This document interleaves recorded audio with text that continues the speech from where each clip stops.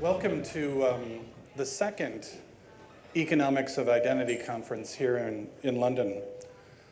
The genesis of this conference is at the OIX Board of Directors, of which companies like Google and PayPal and Microsoft and Cabinet Office are members. Their discussion was conferences, because we're seeing just this explosion of workshops and conferences on the subject of internet identity. And one of the board members mentioned that there's a lot of conferences on technology and a lot of conferences on policy, privacy, et cetera, but there wasn't a conference on how to make money. And with the exception of Cabinet Office, most of the board members, companies in OIX are for-profit companies and have an interest in the business models that are evolving around identity, it's particularly internet identity. And so OIX, for those of you that are new to the organization, the Open Identity Exchange is a bit of a hint of what these companies and these organizations see as the future of identity, where that identity will be exchanged in an open and transparent way. And that's good for making money. That's good for driving commerce. So the Open Identity Exchange is deliberately a nonprofit, a technology agnostic, neutral platform for the exchange of identity. And through the course of the day, you'll have an opportunity to see what that means in the real world. And you'll have an opportunity to begin to think about the open exchange of identity in the world that we have today. And the world that we have today is a rather confusing set of currents that are moving back and forth. We have primarily in the west coast of the US, primarily Silicon Valley, massive amounts of venture funding pouring into identity-related businesses. Businesses, for the most part, that have a particular focus on data about people, about where they are, about what they like, about what they intend to buy. And the monetization of that data is moving at unprecedented speeds with extraordinary capacity from a technology point of view.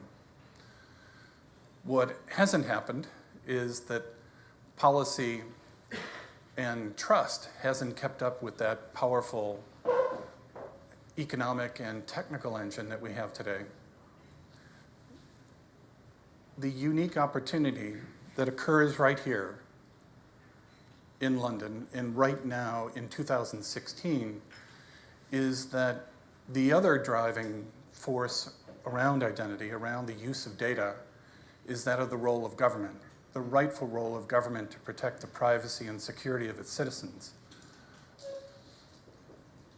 That model in the US, what President Obama called the Wild Wild West, which is a no-holds-barred, very thin regulatory layer for how identity is used, personally identifying information is used, is still a work in progress in the US.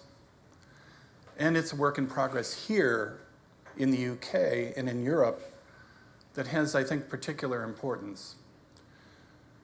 In the UK, there is an opportunity to do something quite extraordinary, which is to present to the world community, the world's economy, an approach where the public and private sector work together. Now, before you all go, oh, I've heard this before, my personal opinion is that that is the opportunity uniquely before the UK and uniquely now.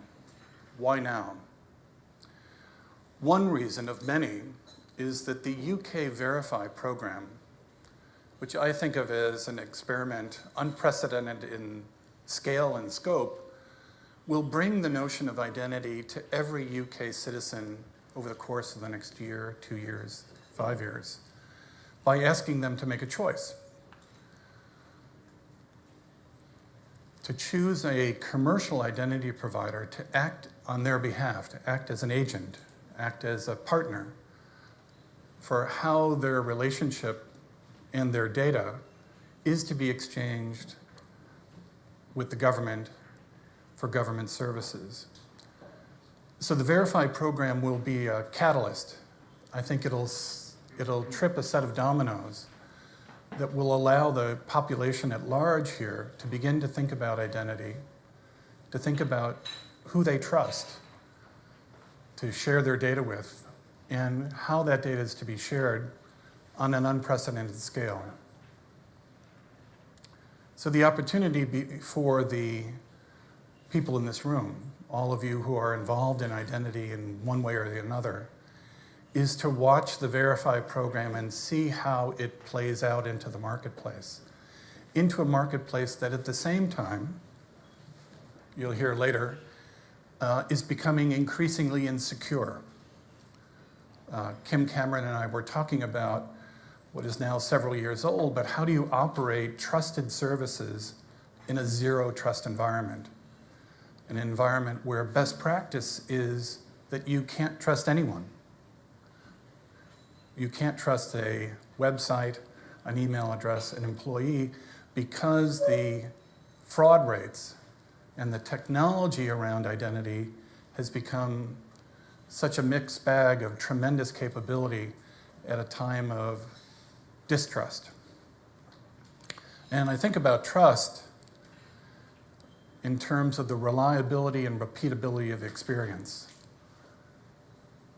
That the intention of OIX members is to be able to use trust as an economic engine so that we can have trusted transactions at a very high volume, a high velocity in a variety of applications.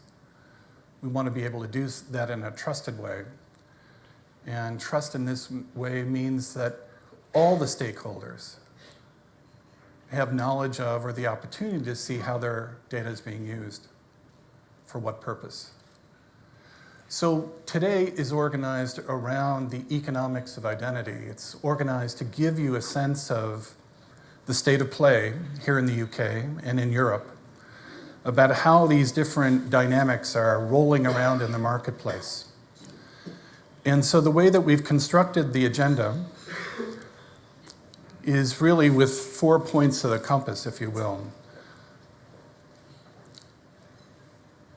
We're going to hear from the government in the form of Janet's presentation on the state of the Verify program to give you kind of a fixed point about how the government is beginning to think about identity verification, and this important new notion of how identity services and data built for Her Majesty's government through the Verify program might be reused in other contexts, citizen to government, government to citizen services, as well as in a application set in the commercial world.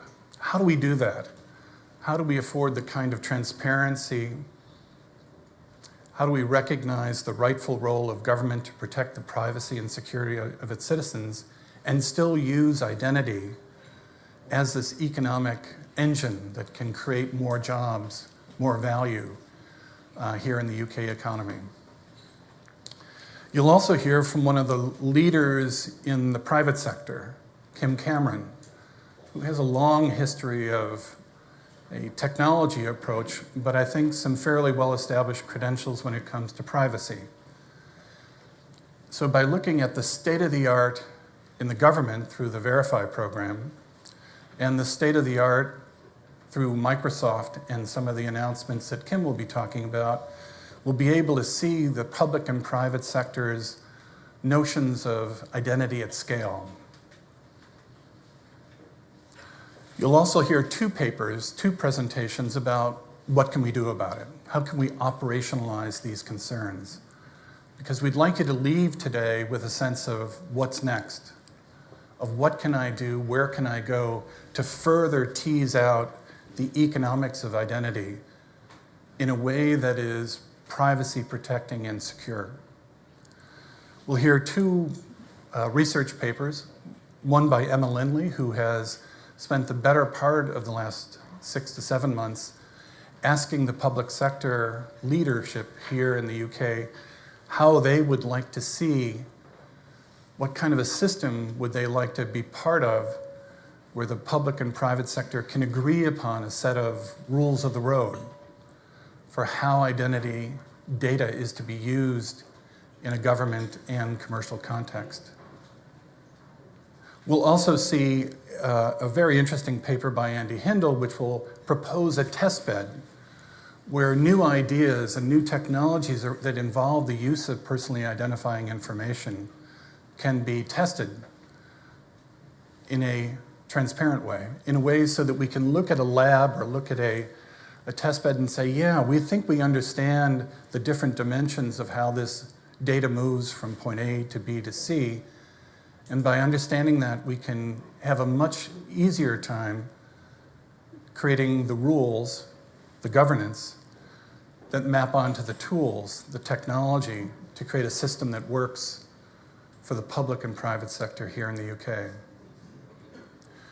So that's the notion of this Economics of Identity conference, is to be able to give you a sense at a high level of the latest rules, governance, standards, regulation, legislation at play, and the latest tools, the latest technologies, the latest experiments that are being conducted around identity in the Verify context and in the private sector context.